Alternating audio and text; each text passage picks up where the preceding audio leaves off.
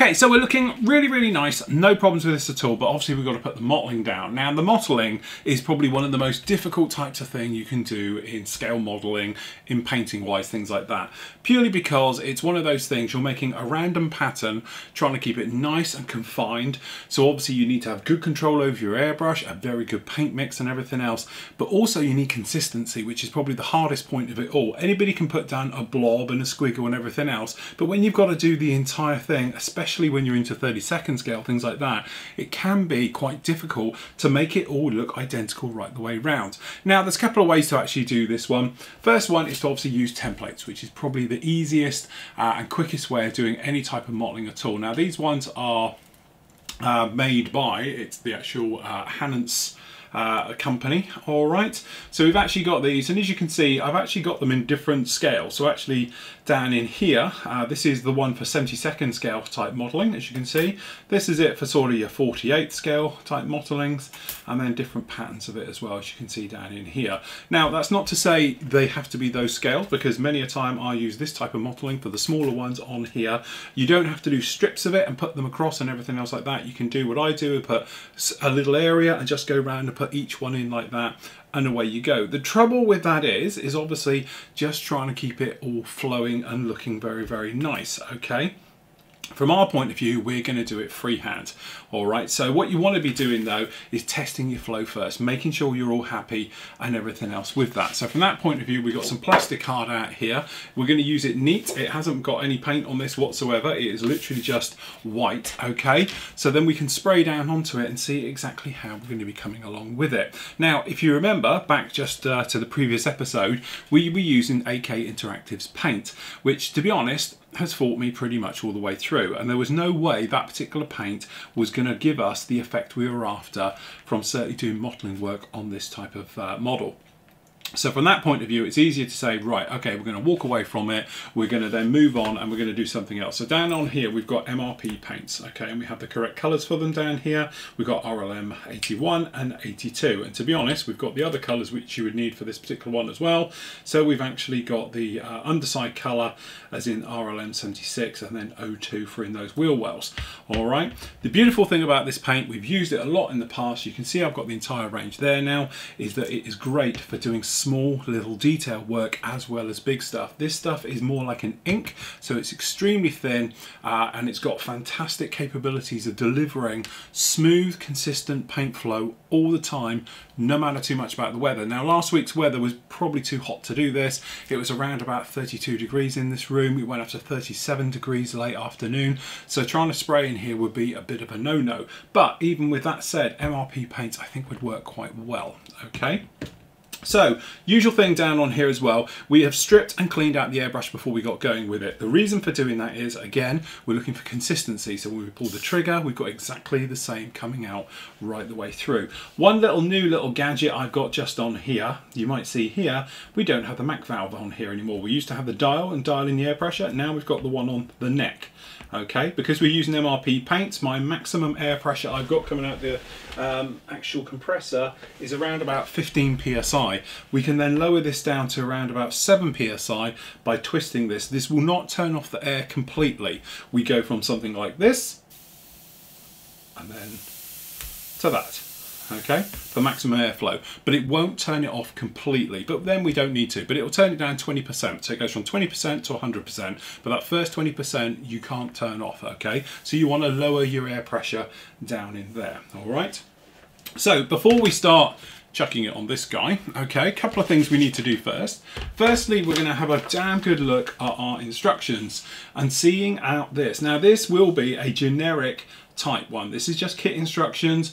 I would take these with a pinch of salt, and then personally, because of this type of work you're doing down in here, you know you're not going to be able to go in and put every single shape that is on this model back into this. Okay, and when you're looking down on here, you can see right the way across it.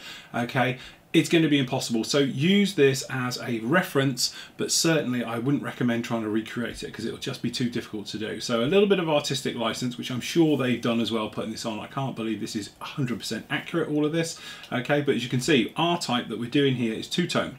So it's green and brown. So it is actually RLM 81 and RLM 82 together. All right. So what we're going to do, we're going to start off with going in with the RLM 82, the green, and we're just going to put down some splodges and splatches all over this guy. Then we'll come in afterwards with the actual RLM 81 with the brown and put those in. Then we're going to come back in then with the RLM 76 and we're going to go around it all again as well, just to tidy up and clean up and hopefully take care of any little spoilt patterns. We want to change the shape, and also we can give a little bit of tonal sort of variations to the lighter underside as well. So between all three of them we should have really what we're looking for in the actual paint thing. But as I said before, it's all about checking how you're working and everything else. So from our point of view, what we're going to do is we're going to have a practice first. Okay, it's always a good idea. You can just get a feel for it. You can see how your airbrush is working, if it's flowing nicely. You're better to have problems here than you have when we actually get on to putting it onto the model. All right, so what we're going to do, this has had a damn good shake before we came on air.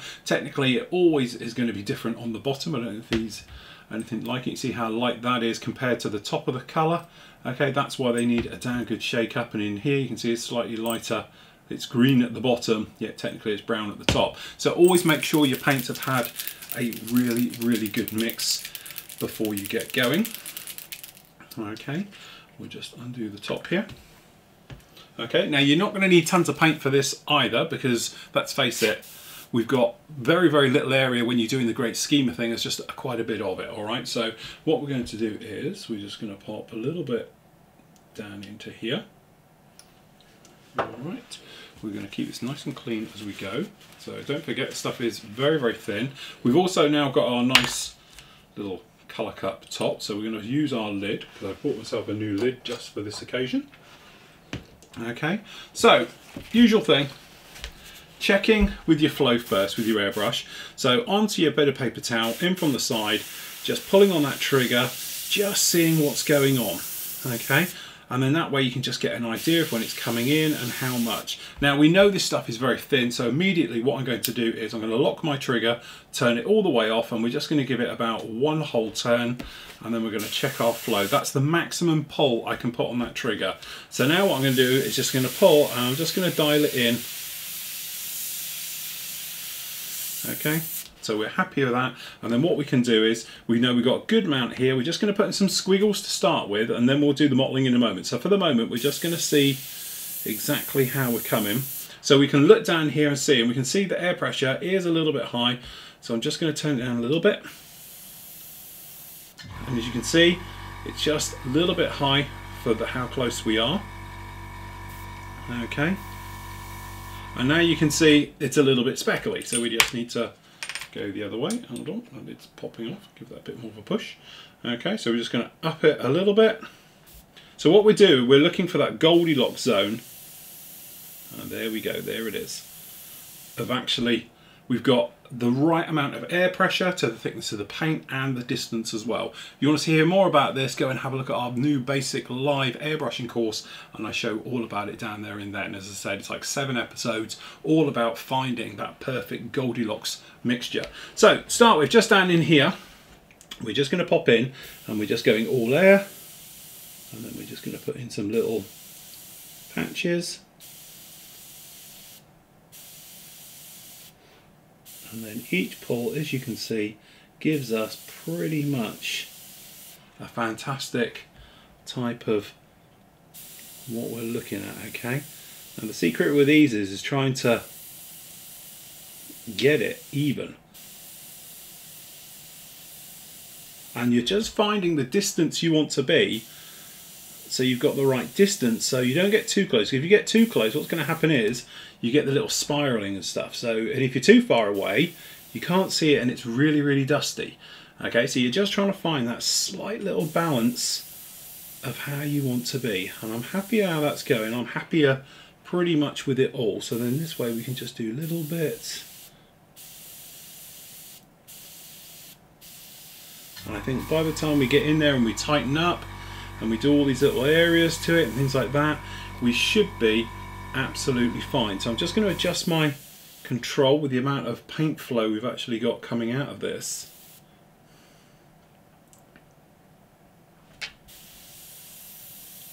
Okay, so pretty happy.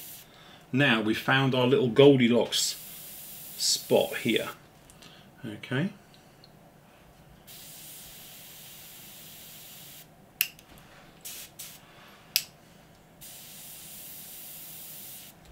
Maybe just a little bit off. Okay, so I'm quite happy we're probably about there. So now it is that thing of making your way on this guy. So what I'm going to do, you take your instructions, you take your model in the other hand, and then we try and put some of this around. So what we're going to do is, as I said, it's a lot of artistic license in this. To start with, we're just going to get in here. And we're just going to try and start putting this around. Now the trouble I've got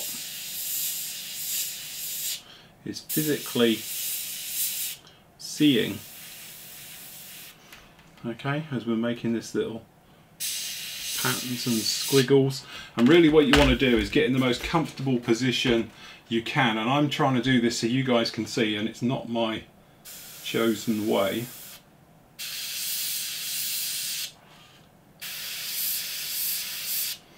Okay.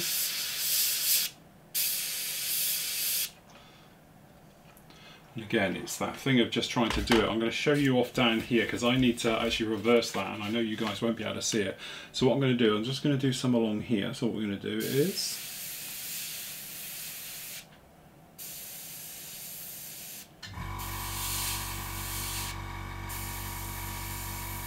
and again, don't forget, we're just going for total random. And the squiggles and the sort of shapes we're making, they're not supposed to represent anything whatsoever.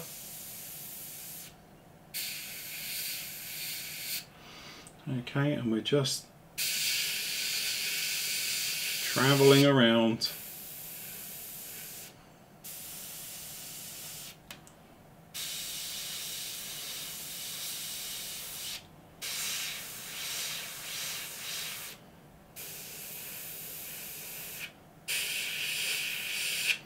Okay, as we're making our thing, and then what we can do is we can go back in and we can, if we want to, make smaller ones. So for instance, we can just, see that one's gone a little bit heavy, just interject some other tiny little ones amongst all of this. And then don't forget, we're going to be popping in here with other colour.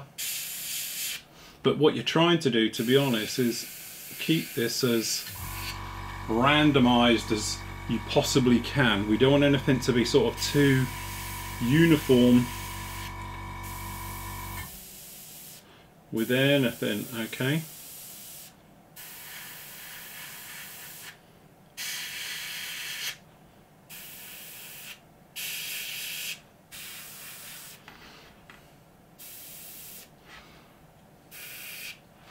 Okay, so we're just literally making our way around the entire model. And some of the shaping we can adjust somewhat on the fly.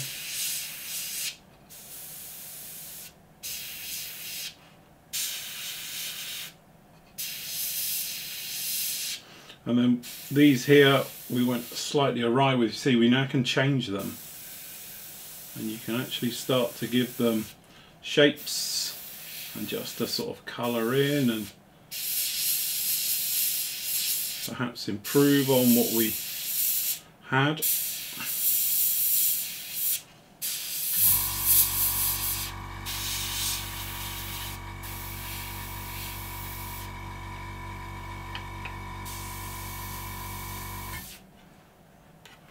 Okay, and that is literally what we're going to do. I'm going to need to flip that over and to get hold of it, but once you get in a little bit of a flow with this, you can start to then come in and get nice and tight.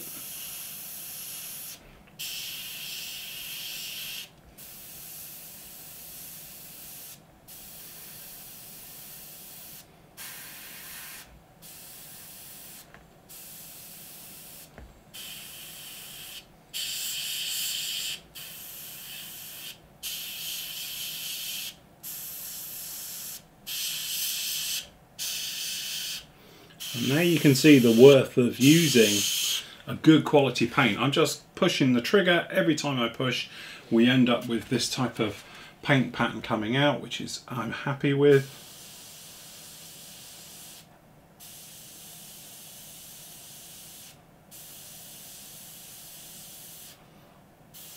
You can get really very, very nice and close and in here.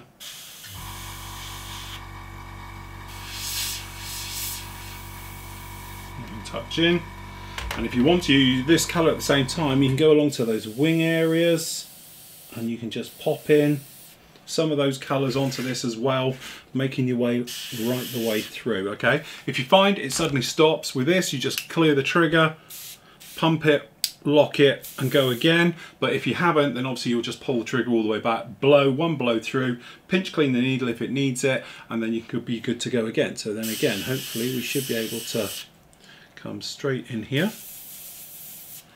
Here it comes. With every single pull and turn.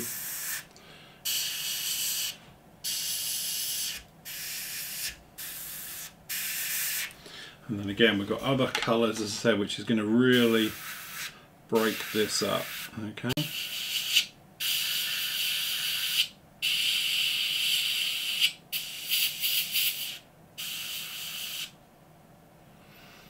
This does go right off the nose as well. So that's what we'll do. Just trying to keep it as flat and as even.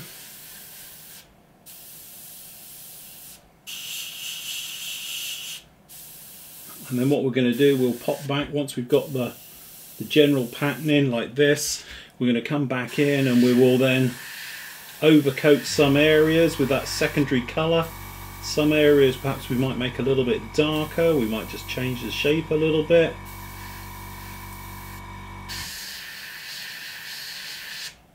I call it sort of Tetris shapes, but you know, obviously it's personal choice on type of pattern you're doing. I tend to like the sort of C shapes and the different squiggles and lines you can make off of this, but again, it's personal choice. But try and keep it 90 degrees, as in your airbrush is 90 degrees to the surface.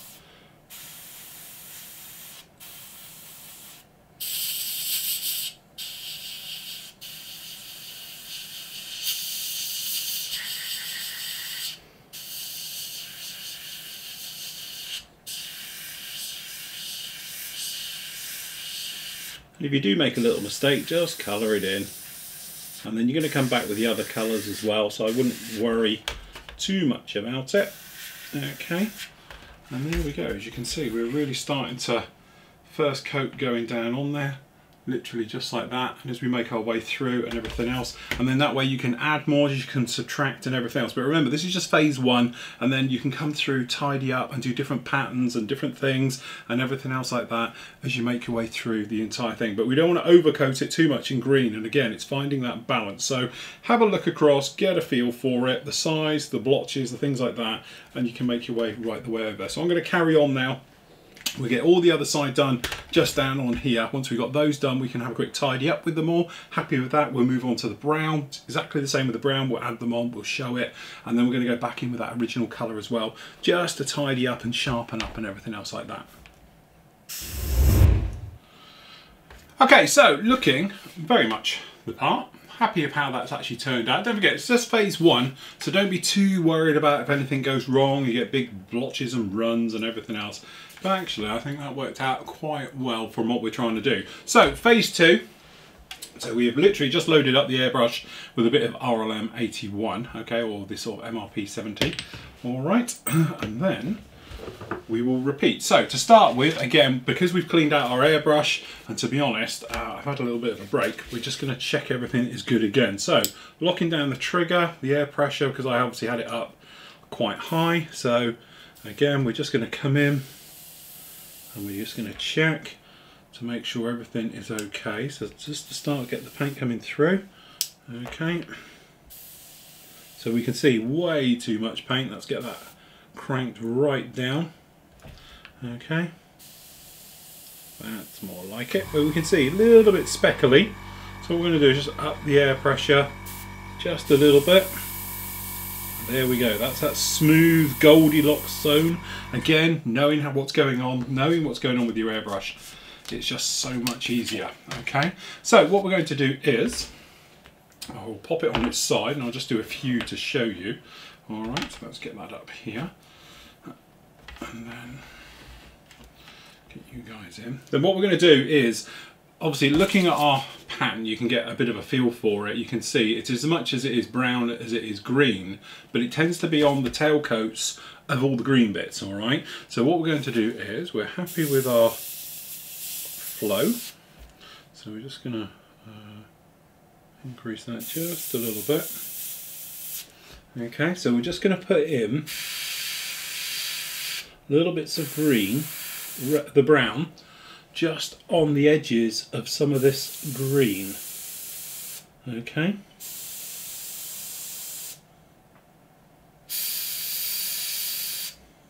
So what I would suggest is really pick an area which didn't go exactly well for you and just go over it with the brown.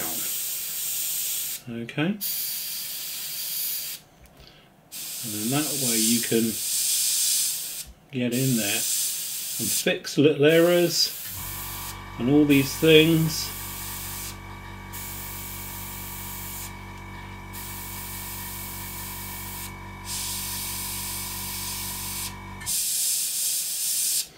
Okay.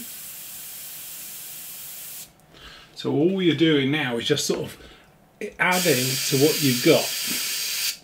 Okay, so some of it we're going to do little areas just coming completely off, and then we just sort of blend in a little. Other areas you're thinking it's not too bad, that part, you can just put a little bit on just like that. Okay, and then areas you're thinking that didn't exactly work brilliantly, so we're just going to get in there and add a little bit more.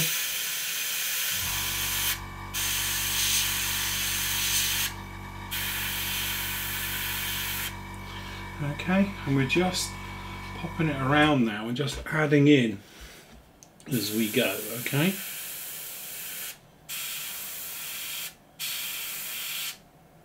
So some of it just has it at one end, some of it has it at the other. So you just pick what you want to do.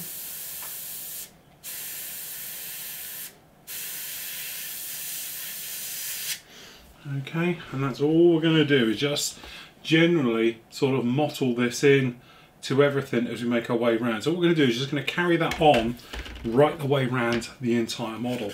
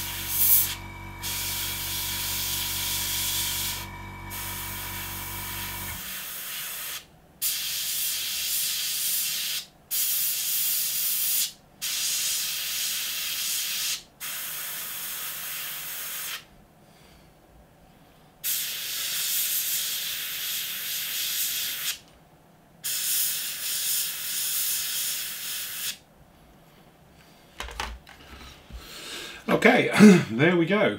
Pretty happy with that actually. That turned out very, very nice. Nice, easy, say, you've probably just seen that. No problems at all. Just occasionally it stops, come over to your paper, pump the trigger, wipe the needle, get the dryness off, lock it back down, get in there again, and just give it another coat. And I think we are pretty much happy how that is. Now, the thing is, it's that thing of like, how busy do you really want to make it? The other thing as well is don't worry too much about how it's looking at the moment. There's still lots of things to go on with this one. One of the ones, obviously, we can come back in with another shade of the RLM 76 just to break it down again right the way all over this one. But generally, don't forget, it was a rough deal. It was just put down quite crudely, you know, just splotches all over it just to break it up and everything else. And then when you're going to come in with further weathering, as we're going to do with washes, with actually then post shading onto this one, everything's going to darken down. All these blodges and smudges and everything else like that are going to just fade in a little bit. We're going to sand the paintwork as well, just take the edge of it off a little bit, just to sort of bring it down and get it all together like that. But actually I'm quite happy of how that's coming along. No real problems for that. Just a few little tiny areas perhaps I might want to just revisit and take care of, just to sharpen some of the little areas up just a little bit, things like that. But generally, I must admit, that has worked out really, really well. And again, testament, MRP paints, I know if you haven't got them, I know they're expensive, I know. There's lots of negatives to this paint, apart from the actual application of using this stuff. It's still, as far as I'm concerned, the easiest paint to use. There's no way I could have done anything like we've just done down there in one hit if you were just using standard acrylic paints or even standard enamel paints, things like that, because you're not going to have that control and ease of flow. And to be honest, in here at the moment, the temperature is rising up a little bit. It's 33 degrees in here now, just starting to feel it a bit doing this. And again, not effective. Couple of little blow throughs and we are good to go. But really happy of how that's coming along now. It's really starting to take shape. So what we're going to do, clean out that paint, get it back down in there and everything else like that. To be honest, I'm not even sure I'm going to come back in and chat. Normally you have to do little tidy ups and all the rest of it. It's gone down that well. I'm probably going to leave it actually as that is. So what we'll do is we'll just have a good look. If we are happy with it and we feel we don't need to go back in there with that RLM76 just to tidy up, then actually what we can think about doing is actually getting the decals onto this one, get the decals in, fitted onto it, get them sealed down, buried down nice and deep in there. Then we come in with washes, then we can start the sanding treatment and working our way through the actual weathering areas. But actually, I have to say, I'm very happy of how that's turned out so far. So far so good.